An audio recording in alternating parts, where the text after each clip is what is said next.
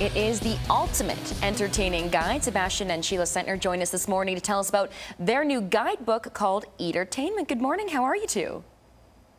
Fantastic. Good morning. How are you? Oh, very good. I'm very excited about this because I love to host people in my home, but I'm a little bit rusty right now. And a lot of people have been entertaining post-COVID restrictions. Those holidays are coming up soon. So you two are going to share your top 3 do's and don'ts of entertaining. So I'll let you two take it away. Absolutely. Okay, you want to start? Absolutely.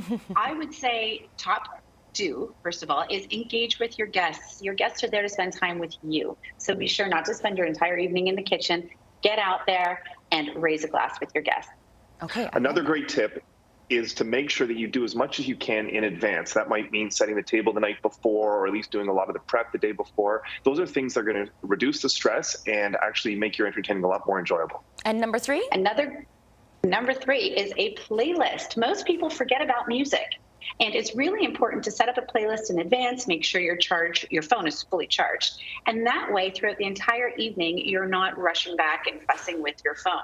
We've created a major playlist series called the Dinner Series, which you can find on Mixcloud for this exact reason. It takes your guests from cocktails right through to dinner to dancing in the living room towards the end of the evening. Okay, I love that there's an evolution of that because I do struggle with the playlist and I'm a big music person. So great idea. So let's talk about the book itself. What kind of information can people find in this book? So really the book is an entertaining guide. It's got over 140 recipes in it. But what we've done is, we spent 3 years writing the book, but we've also had the ability over the last 20 years of entertaining and hosting events through our company, Eatertainment, to really take all the things that people are looking for and condense them into this single guide. So we have things like, for example, we've got the party map. That's one of the most common things people ask. How do I make sure I don't run out of things? And we have a whole party map guide based on the size of the group you're entertaining and what type of event you're doing to make sure you have enough. We have other things like I talked about earlier about what you can do in advance. We have to actually have the party countdown. So what do you do 3 days out? What do you do 2 days out? What do you do the night before? So things we really looked at as what are the stress points of entertaining and how can we help alleviate those? Plus, of course, the 140 recipes. There's food recipes, drink recipes, how do you stock your bar, and a lot of personal tips and tricks from Sheila and I, as well as some anecdotes about our entertaining with our family, our friends, and through our business. You too. I love that so much. I just finished planning a wedding and it had all of these countdowns, and I feel like this is the like the smaller version of that condensed into entertaining, and I just love it. So let's talk about budgets.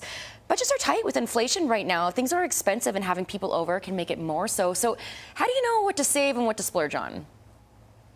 Well, we believe that it really depends on what kind of event you are throwing. For example, if you're having a cocktail party, then you know what, maybe you want to splurge on the alcohol. Maybe you want to serve real champagne instead of Prosecco.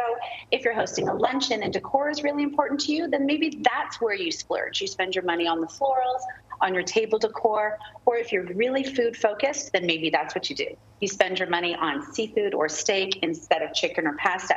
It's really up to you as the host and the event that you're throwing. But there is ways throughout the entire book to save and splurge, and there are sections on that as well.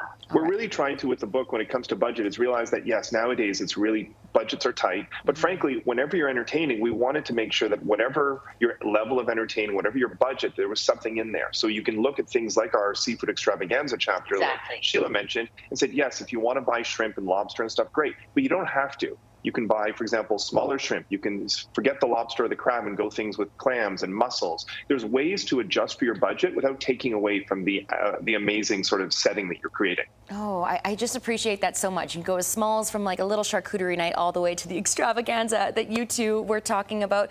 I'm so excited to have people back in the home, and I'm excited people are doing it as well. Thank you to both of you for hanging out with us this morning. And that book right now, available everywhere. Enjoy your day and enjoy, the next time you have people over.